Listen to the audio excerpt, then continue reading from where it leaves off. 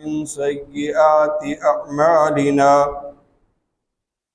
من يهده الله فلا مضل له ومن يضلله فلا هادي له ونشهد أن لا إله إلا الله وحده لا شريك له ونشهد أن محمدا عبده ورسوله أما بعد فإن أحسن الحديث كتاب الله وخير الهدي هدي محمد صلى الله عليه وسلم وشر الأمور محدثاتها وكل محدثة بدعة وكل بدعة ضلالة وكل ضلالة في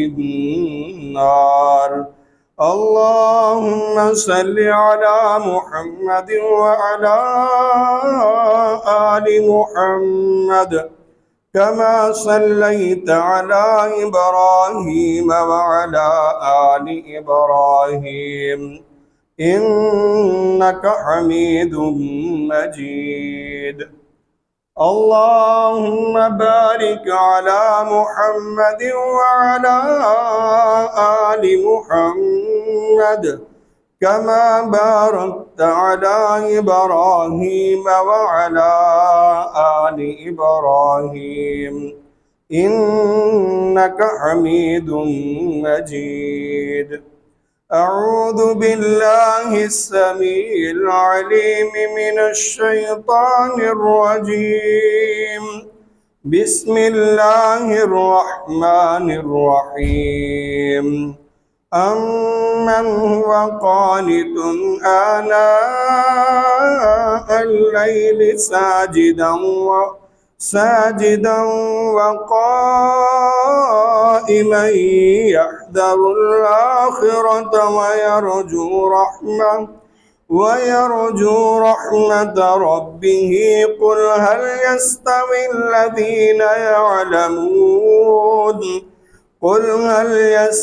الذين يعلمون والذين لا يعلمون إنما يتذكر أولو الألباب.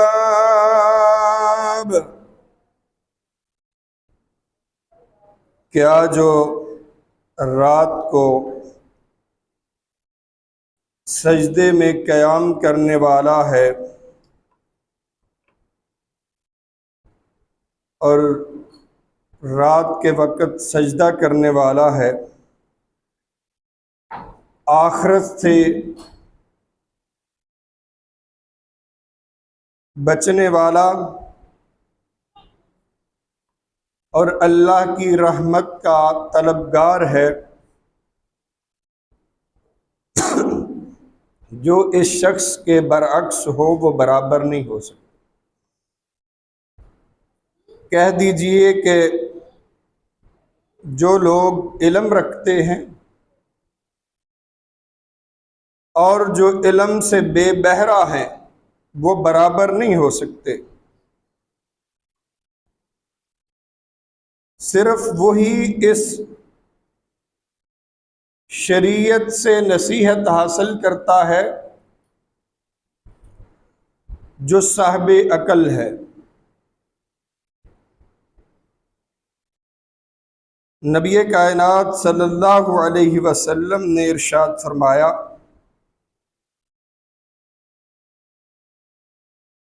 कि ला तज़ूलु क़दमा अब्दिन यौमल क़ियामति हत्ता युसअल अन उमरिही फ़ीमा अफ़नाहु, कि क़यामत वाले दिन बंदा अपने कदम नहीं उठा सकेगा जब तक 5 सवालों के जवाब न दे ले। वो 5 सवाल कौन से हैं कि युसअलु अन उमरिही, उसको जो वक़्त दिया गया था, जो उम्र दी गई थी, उसके मुतल्लक पूछा जाएगा कि फीमा अफलाह, वो वक़्त, वो उम्र कहाँ गुजारी। व अन इल्मिही फीमा फ़अला, और जो इल्म दिया गया उसके ऊपर कितना अमल किया। व अन मालिही मिन ऐन इक्तसबहु, माल के मुतल्लिक दो सवाल होंगे कि वो कहां से कमाया था, वफीमा अनफक़हु, और उसने उसको कहां खर्च किया था। व अन जिस्मिही फीमा अबलाहु, और उसके जिस्म की सेहत, उसकी तवानाइयों, उसकी जो ताकत और कुव्वत है, और उसके जो मुख्तलिफ किस्म के कारनामे सर अंजाम देने की जो सलाहियत है, उसके बारे में पूछा जाएगा। ये 5 ऐसे सवाल हैं जिनका जवाब दिए बगैर कोई इंसान क़यामत वाले दिन अपने पांव से हिल नहीं सकेगा। मैंने एक हदीस बयान की थी जिसमें नबी कायनात सल्लल्लाहु अलैहि वसल्लम फरमाते हैं कि जिसने इस हाल में सुबह की कि वो अमन में है, अपने घर के अंदर अमन में है, यानी उसके पास फारग वक़्त है, फ्री है, और उसके पास सेहत मौजूद है, उसका जिस्म तंदुरुस्त और सलामत मौजूद है, और एक वक़्त, एक दिन का खाने पीने का सामान उसके पास मौजूद है, तो गोया कि अल्लाह ने उसके लिए पूरी जमीन के खजानों को इकट्ठा कर दिया। उस हदीस में भी सबसे पहले आपके फारग वक़्त के बारे में कहा गया है कि फारग वक़्त में, और उसके बाद आपका जिस्म तंदुरुस्त और सलामत है, और एक दिन के खाने का राशन आपके घर में मौजूद है। गोया कि आपके पास अल्लाह ने खजानों को जमा कर दिया। अब देखें कि खाना एक वक़्त, एक दिन का है, वो कितना होगा, लेकिन जो बाकी 2 चीजें हैं उनको अल्लाह ताला ने और नबी करीम सल्लल्लाहु अलैहि वसल्लम ने बड़ी अहमियत दी कि वक़्त एक ऐसी नेमत अल्लाह ताला ने दी है कि इसका निमुल बदल कोई नहीं। क्योंकि जो एक टाइम गुजर गया, वो वक़्त आपकी जिंदगी में कभी दोबारा नहीं आ सकता, वो आपकी जिंदगी से मिन्हा हो जाता। ये घड़ी की सुइयां यूं ही नहीं हिल रही, ये आपकी उम्र में से, आपकी जिंदगी में से जो वक़्त आपके कब्जा में है उसको छीन रही है। जो वक़्त आपके कब्जा में है वो छीन रही है, चल रही हैं, रुकती नहीं। और जो वक़्त गुजर गया वो वापस नहीं आएगा, वो आपके कब्जे से निकल गया।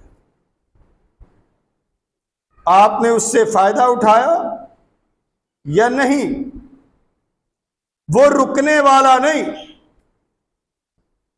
और हमने अपनी जिंदगियों को सालों पे गिना हुआ है, सालों। कभी हम नहीं सोचते कि हमारे 24 घंटे के अंदर अल्लाह ने हमें कितना फारग वक़्त दिया है और उससे क्या फायदा क्या फायदा उठाएं। नबी कायनात सल्लल्लाहु अलैहि वसल्लम के सहाबी बयान करते हैं, अब्दुल्ला बिन उमर रज़ी अल्लाह ताला अन्हु, वो कहते हैं कि अल्लाह के रसूल सल्लल्लाहु अलैहि वसल्लम ने मुझे कंधे से पकड़ा और कहा कि या बच्चे, इस दुनिया में इस तरह रहो कि जिस तरह एक मुसाफिर रहता है या रास्ते पे चलने वाला चलता है। मुसाफिर की तरह। मुसाफिर के पास क्या होता है? अब जब आप सफर करते हैं तो आप क्या करते हैं? कम से कम सामान आपके पास हो जो आप उसको आसानी से कैरी कर सकें, उठा सकें। ये और फिर जो आपकी मंजिल होती है उस पे आपकी निगाह होती है कि कोई शॉर्टकट रास्ता मिल जाए कि मैं जल्दी पहुंच जाऊं। यही है ना। आज हम बाइक लेके निकलते हैं, गाड़ियां लेके निकलते हैं, तो किस चीज की दौड़ लगी होती कि इस रास्ते को हम जल्दी नाप लें, यानी थोड़े वक्त के अंदर हम ज्यादा मंजिलें तय कर लें। तो यही वजह थी कि सैयदना अब्दुल्ला बिन उमर रज़ी अल्लाह ताला अन्हो फरमाया करते थे, कहते थे कि जब शाम हो जाए तो सुबह के होने का इंतजार मत करो कि मैं ये काम सुबह करूंगा,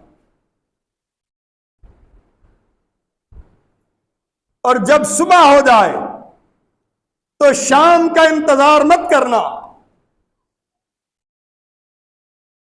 बल्कि करो। और टाइम की अहमियत कुरान मजीद में पता कैसे बयान हुई? हम तो वक्त की कदर नहीं करते। अल्लाह ने कस्में खाई हैं, मुख्तलिफ की औकात की कस्में खाई हैं। वल फज्र, कसम है फजर के वक़्त की, जब हर कोई तरोताजा होता है, हवा साफ होती है, और उस वक़्त उठने वाला उस अपनी जिंदगी की बेहतरीन साअतों में होता है। वद्दुहा, जब सूरज थोड़ा ऊपर जाता है उस वक़्त की कसम खाई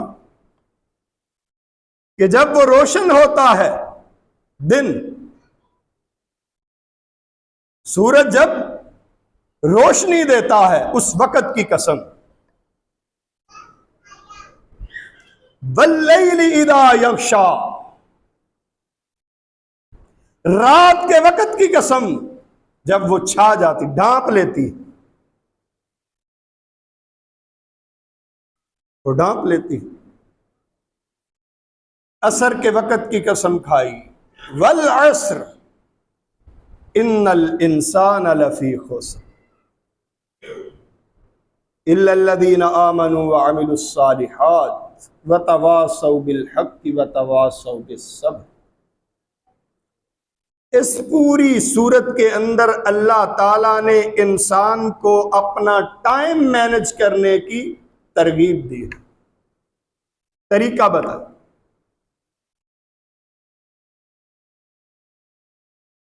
फिर नबी कायनात सल्लल्लाहु अलैहि वसल्लम फरमाते हैं कि दो नेमतें ऐसी हैं जिसमें लोग बहुत ज्यादा करप्शन करते हैं। करप्शन करते, मग़बूनून के अल्फाज हैं, गबन करते। गबन क्या होता है?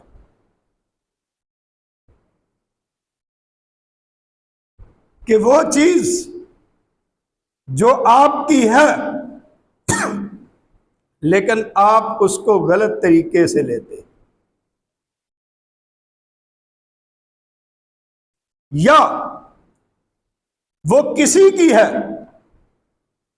तो आप दगाबाजी करके उससे लेते।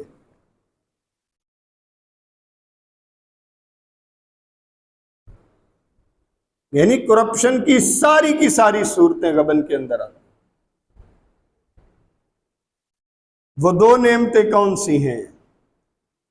अस्सिहतु वल फिराग, वो सेहत है और फारग वक़्त।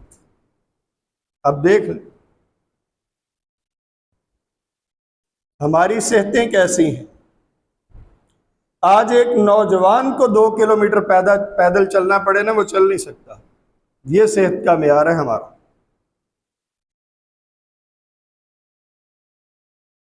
और हम बीमार हैं, डॉक्टर ने कहा है ये चीजें नहीं खानी, खाते हैं, रुकते नहीं।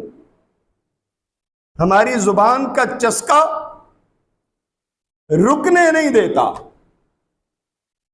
क्योंकि हमारे मुआशरे का ये ट्रेंड बन चुका है और आदत बन चुकी है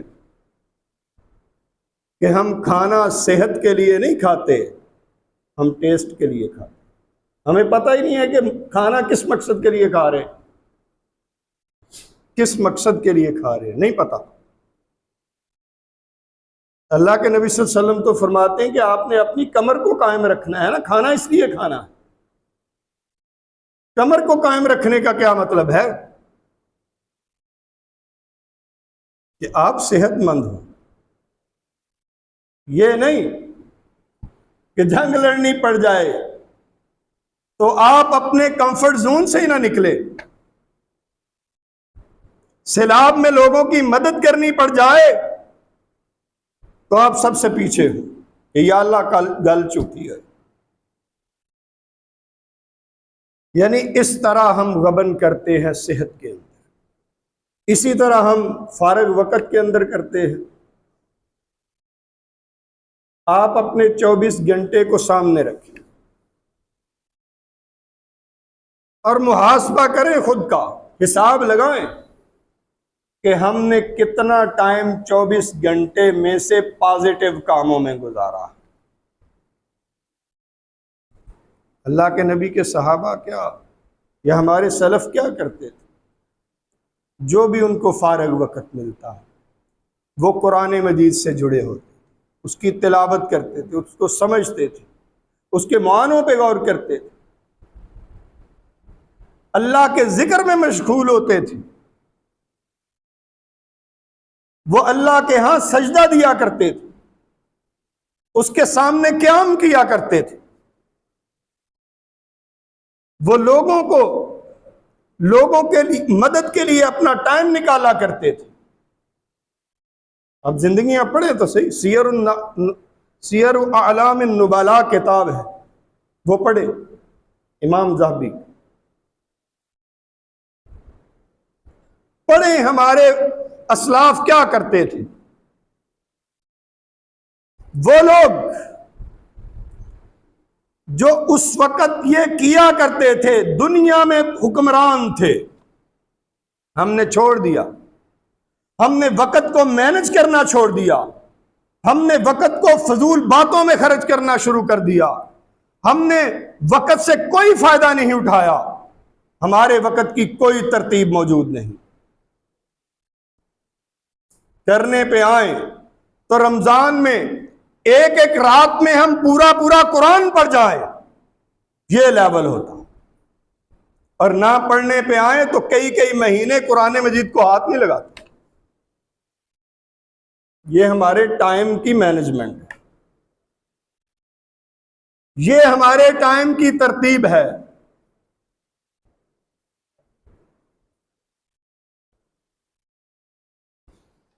तो नबी कायनात सल्लल्लाहु अलैहि वसल्लम ने फरमाया कि इन 2 चीज़ों की करप्शन से आपने बचना है। आज भी इस मुआशरे में जो शख्स टाइम की कदर करता है और टाइम पे अपने काम सर अंजाम देता है, वो थोड़े दिनों में ही कामयाबी हासिल कर लेता है। सहाबा की कामयाबी का राज ही ये था, सिर्फ माइंडसेट बदला और उनके 24 घंटों की पूरी तरतीब ही बदल गई। एक शख्स नबी कायनात सल्लल्लाहु अलैहि वसल्लम के पास ठहरा नबी कायनात सल्लल्लाहु अलैहि वसल्लम मेहमान नवाज थे, मेहमान नवाजी की। उसने रात को कोई 8-10 रोटियां खाई। जब सुबह हुई वो ईमान ले आया और तब खाना पेश किया गया तो एक रोटी बमुश्किल खाई गई।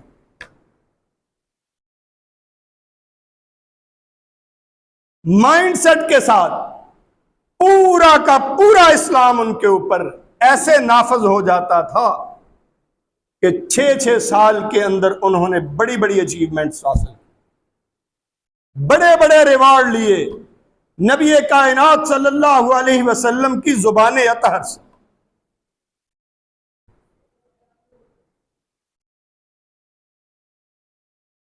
अब्दुल्ला बिन अब्बास रजी अल्लाह ताला अन्हु छोटे बच्चे थे।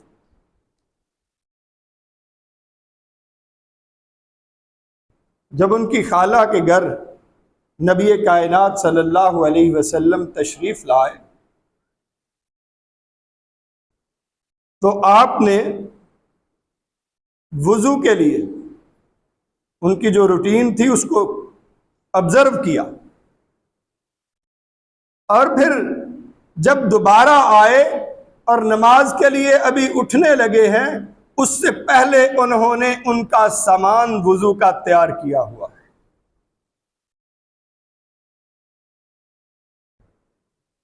और नबी कायनात सल्लल्लाहु अलैहि वसल्लम बड़े हैरान हुए। और वो जो दुआ दी थी वो इस मौके पे नबी कायनात सल्लल्लाहु अलैहि वसल्लम ने दी थी कि अल्लाह इसको कुरान की तफसीर सिखा, तावील सिखा। और वो थे, फिर कहा करते थे कि आओ दुनिया का कोई सवाल है, कोई दुनिया का सवाल जो भी आपके जहनों में है वो ले आओ, मैं कुरान मजीद से उसका हल ढूंढता, उसका जवाब देता। यही वजह थी कि सैयदना उमर बिन खत्ताब रजी अल्लाह ताला अन्हो अपने दौरे खिलाफत के अंदर वो जो कमेटी थी जिनसे मुशावरत किया करते थे, सबसे कम उम्र जो नौजवान थे वो अब्दुल्ला बिन अब्बास रजी अल्लाह ताला। और लोग जब एतराज करते थे फिर उनका जवाब भी देते।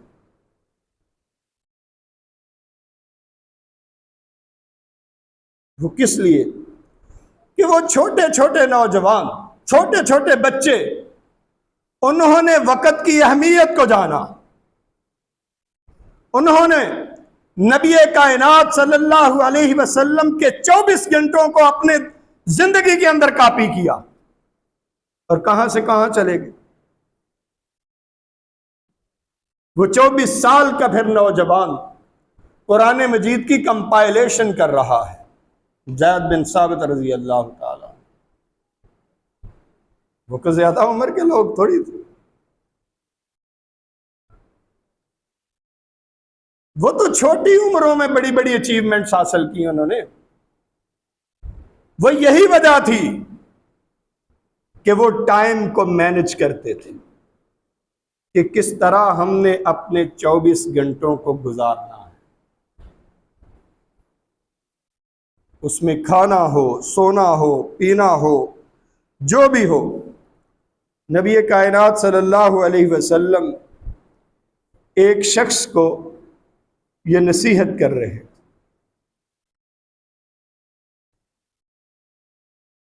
कि तुम 5 चीज़ों को 5 चीज़ों से पहले गनीमत समझो। वो 5 चीज़ें कौन सी? कि अपने नौजवानी को अपने बुढ़ापे से पहले। कौन जानता है? कहते हैं देखेंगे जब बुढ़ापा आएगा फिर मस्जिद में चले जाएंगे। भाई अल्लाह ने आपके हाथ में लिख के भेजा कि आप बूढ़े होंगे, तो आपको बताया हुआ है कि आपने कब मरना है। जवानी को अपने बुढ़ापे से पहले गनीमत जान लो। खुदा की कसम, अपनी नौजवानियों को बुरे कामों में गुजार के नौजवान जब बुढ़ापे में पहुंचते हैं तो अल्लाह के यहाँ सजदा करने की सलाहियत उनके यहाँ मौजूद नहीं होती। अल्लाह वो सलाहियत ही छीन लेता कि तुम अपने सर को उसके सामने झुका सको। जवानी को बुढ़ापे से पहले गनीमत समझो और बीमार होने से पहले अपनी सेहत से फायदा उठा लिया। क्योंकि हम बहुत सारे काम ऐसे हैं जिनको अवॉइड करते रहते हैं और फिर हमारी सेहत जो है वो उस वजह से खराब हो जाती है कि हम माल के पीछे इतना पढ़ते हैं, मीटिंग्स हो रही और उनको इतनी अहमियत देते हैं। घर में बच्चे बीमार हैं, अचानक तो कोई बीमार नहीं हो जाता ना, हम उसको डिले करते रहते हैं। जब उसकी बीमारी आखिरी लेवल पे चली जाती है और वो मर जाता है तो फिर हमारे रोंगटे खड़े होते हैं, फिर हमारे सर पे जूं रींगती कि ये क्या हो गया। अपनी सेहत को बीमार होने से पहले गनीमत जानो और अपनी जो मालदारी है उसको गनीमत जानो। अल्लाह ने अगर आपको माल दिया है ना तो उसको गनीमत जानो, उसको ऐसे कामों में मत सर्फ करो जिन कामों से अल्लाह और उसके रसूल सल्लल्लाहु अलैहि वसल्लम ने रोका है। उसको लोगों की फलाह के लिए इस्तेमाल करो, लोगों को तालीम देने के लिए इस्तेमाल करो। कब्ल फ़क्री का, इससे पहले कि तुम उस दौलत से महरूम कर दिए जाओ। व फिराग का कब्ल शुगुलिक, और फारग वक़्त को काम में लग जाने से पहले गनीमत जानो। यानी फ्री वक़्त को पॉजिटिव कामों में इस्तेमाल करो, ये नहीं कि ज़ाया करते रहो। स्क्रॉलिंग हो रही है, फजूल ऐसे दोस्त बनाए हुए हैं जो आपके टाइम को ज़ाया करते हैं। कोई पॉजिटिव एक्टिविटी नहीं होती, लेकिन बैठे हैं, गप्पे लगा रहे हैं, टाइम किल किए जा रहे हैं। और ये हमारा ट्रेंड है, किसी काम जाए ना तो वो फारग वक़्त मिल जाए तो गेमें खेलने शुरू कर देते हैं, ये टाइम किल कर रहे हैं, ताकि वो बंदा आएगा तो मिल के मुलाकात होगी, काम करेंगे और चले जाएंगे। तो अपनी फ्री टाइम को पॉजिटिव कामों में इस्तेमाल कर लो, इससे पहले कि तुम्हें काम लगा दिया जाए। अब ये जो हमारे नौजवान हैं, अभी मुआशरे ने इनको टाइम दिया हुआ है कि वो अपने आप को मुआशरे की जिम्मेदारियां उठाने के काबिल बना लें। जब मुआशरा उनसे काम लेगा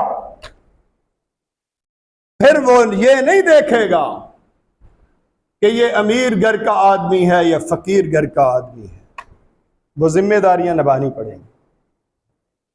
खा आप एसी वाले कमरे में बैठ के अपनी वो जिम्मेदारियां निभाएं, या वो जिम्मेदारियां अपने सर पे टोकरियां उठा के निभाएं, वो निभानी पड़ेंगी।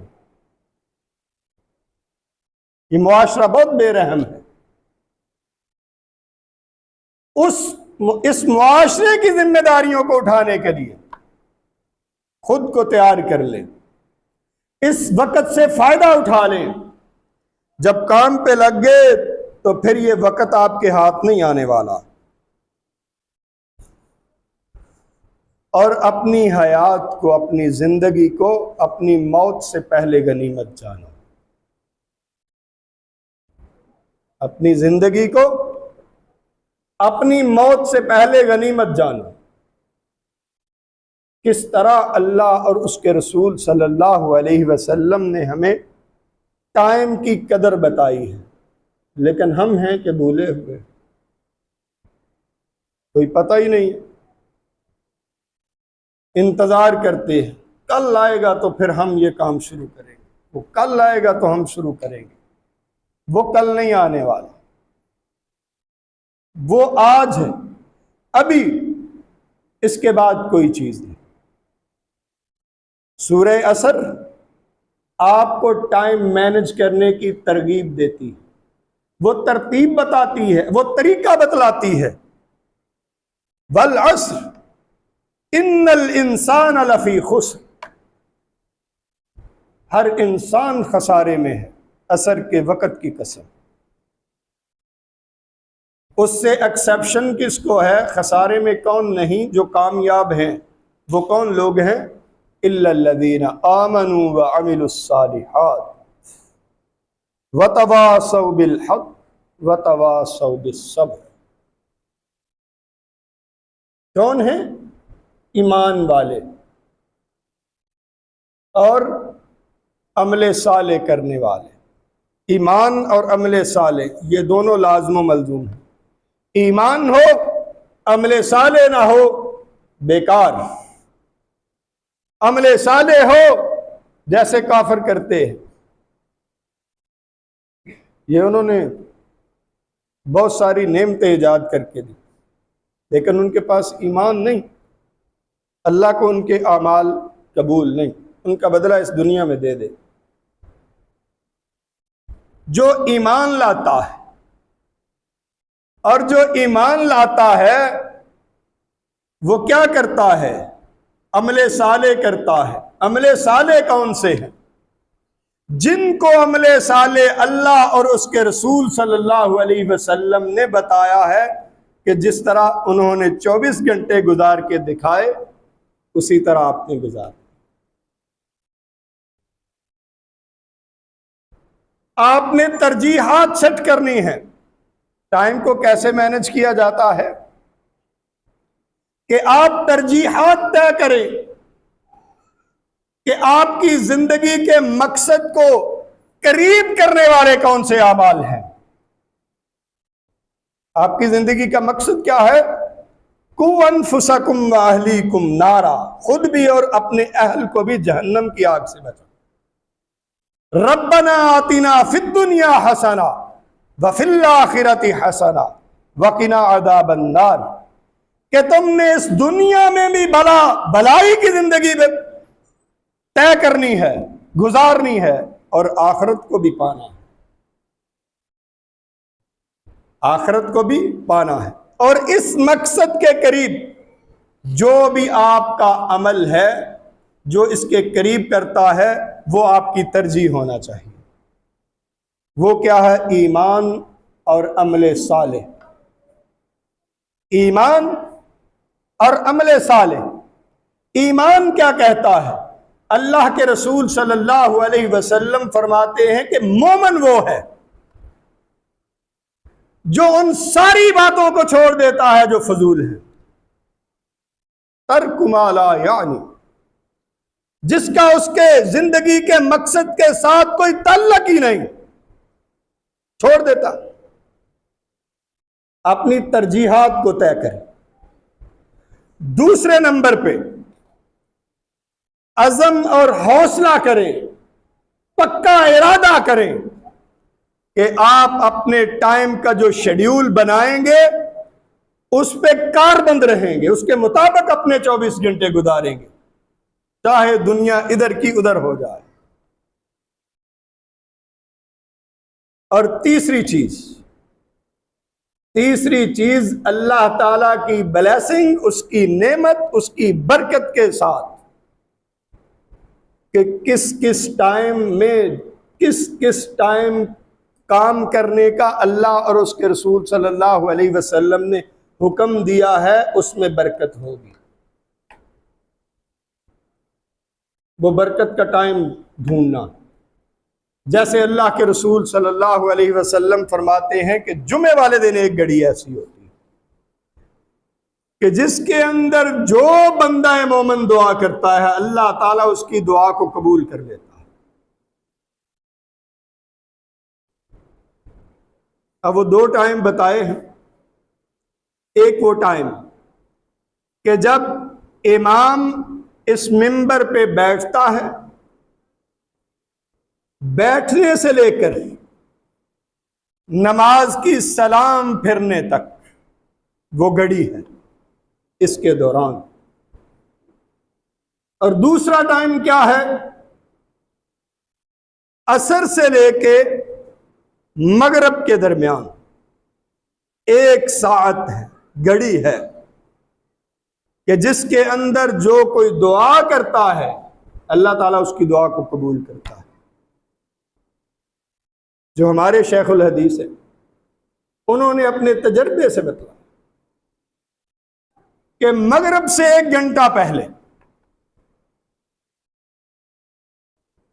आप जो दुआ करेंगे अल्लाह ताला कबूल करेगा।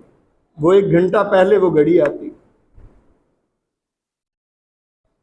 कौन सा ऐसा शख्स है जिसके पास फारग वक़्त हो, कोई काम ना हो, असर से लेके मगरिब तक बैठा रहे मस्जिद में और दुआ करता रहे जो वो चाहता है? निकालें टाइम। इस तरह अपने टाइम को मैनेज करना पड़ेगा कि अपनी तरजीहात को तय करें कि आपके पास अहम काम कौन सा है और गैर अहम काम कौन सा है। वो मैंने बतलाया था कि अहम काम वो होगा, इंपॉर्टेंट काम वो होगा जो आपको अब आपकी जिंदगी के मकसद के करीब करेगा। उसके अलावा सारे के सारे आपके लिए फजूल है, छोड़ दें उनको, उनको छोड़ दें। जो आपकी जिंदगी के मकसद के करीब काम करे उस काम को कर लें, और जो उससे दूर करे या उसमें आपको कोई फायदा ना दे उसके करीब करने में, वो आपके लिए गैर अहम है, उसको छोड़ दें। और फिर एक दूसरी चीज जो हम समझते हैं और हमारे मानों में, हमारी लैंग्वेज में और है, अर्जेंट काम। ये अर्जेंट है और ये गैर अर्जेंट। ये फौरी करने वाला है, ये आराम से करने वाला है। इसका कॉन्सेप्ट भी हमारे यहां बड़ा अजीबो गरीब सा है। अर्जेंट काम से हम ये समझते हैं कि ये काम बड़ा अहम है, हालांकि अर्जेंट का अहम और गैर अहम होने से कोई तल्लुक नहीं। अर्जेंट वक्त को जाहिर करता है कि वो किस वक्त करना है। अर्जेंट काम वो होता है कि जिसका टाइम मुकर्रर हो, और अगर उस टाइम के अंदर उस काम को ना करें तो फिर जिंदगी के होते हुए उस तरह उस काम को ना कर सके, वो होता है अर्जेंट। जैसे बिजली का बिल है, वार्निंग आई हुई है 16 तारीख से पहले आपने अदा करना, और 16 की डेट आपके लिए क्या है?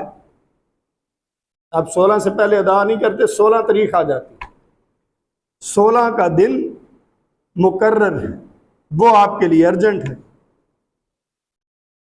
इसका अहम और गैर अहम से कोई तल्लुक नहीं, ये टाइम से तल्लुक रखता है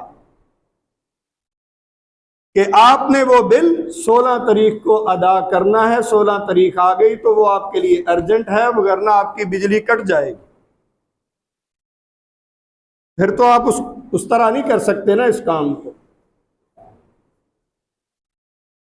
तो अर्जेंट वो काम होता है जो फौरी करना पड़े और जिसका टाइम मुकर्रर हो, और उस टाइम के बाद आप उस तरह अपनी जिंदगी के होते हुए ना कर सकें जिस तरह उससे पहले कर सकते थे या उस टाइम कर सकते थे। अब एक शख्स जुमे के लिए आता है,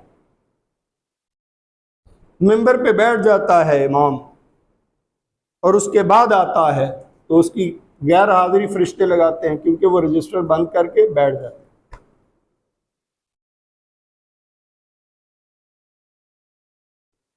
उसके लिए अर्जेंट कब तक है? कि जब तक इमाम बैठ नहीं जाता, उससे पहले पहले आ जाए तो हाजिरी लग जाएगी। वो अजर जो अल्लाह के रसूल सल्लल्लाहु अलैहि वसल्लम ने बतलाया कि जो शख्स पहले आए, करीब हो के, नहा धो के, साफ सुथरे कपड़े पहन के, खुशबू लगा के, इमाम के करीब हो के गौर से खुतबा जुमा सुने, कोई लगब काम न करे और पैदल आए, और उसके हर कदम पर अल्लाह ताला 1 साल के रोज़ों और क़याम का अजर अता करता है। तो जो नहीं आता वो अपनी जिंदगी में ये वक़्त ला सकता दोबारा? नहीं आता ना। वो अपनी जिंदगी के होते हुए ये काम नहीं कर सकता दोबारा अगर वो रह जाए। ये है अर्जेंट। और फिर एक हदीस है कि जब तुम ये महसूस करो कि आप वॉशरूम जाना चाहते हो तो आप पहले वॉशरूम जाओ, नमाज का टाइम हो गया उसको डिले कर लो। अब हम इसकी तशरीह कैसे करते हैं? बैठे हुए हैं, मोबाइल देख रहे हैं, वॉशरूम आया हुआ है, लेकिन उठेंगे तब जब जमात खड़ी होने वाली होगी। फिर हम कहेंगे नहीं जी, अल्लाह के रसूल सल्लल्लाहु अलैहि वसल्लम का फरमान है कि पहले वॉशरूम जाओ और फिर नमाज पढ़ो। हालांकि ये ऐसा नहीं, ये इस तरह है कि आप नमाज के लिए तैयार हैं, वुजू किया हुआ है, गुस्ल करना है, गुस्ल किया हुआ है, जुमे के लिए जैसे आते,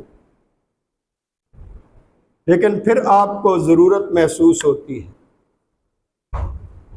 कि आप वॉशरूम जाना चाहते हैं तो पहले वॉशरूम जाओ। यानी टाइम को हमने मैनेज अपने तरीके से नहीं करना, अल्लाह और उसके रसूल सल्लल्लाहु अलैहि वसल्लम के बतलाए हुए तरीके के मुताबिक मैनेज करना है। आज गैर मुस्लिम वही हमारे असलाफ की टाइम मैनेजमेंट की तरबियत लेकर हम पे हुकूमत कर रहे हैं और हम टाइम को किल किए जा रहे हैं, तबाह किए जा रहे हैं, जाया किए जा रहे हैं। सबसे पहले आपके कदम नहीं उठेंगे जब इस बात का सवाल नहीं कर लिया जाएगा कि फीमा अफना उमरुहु, कि उसने अपनी उम्र कहां गुजारी थी। मैंने 60 साल का टाइम, 70 साल का, 80 साल का टाइम दिया था, वो अपनी उम्र का वक़्त कहां गुजारा है। वाखिर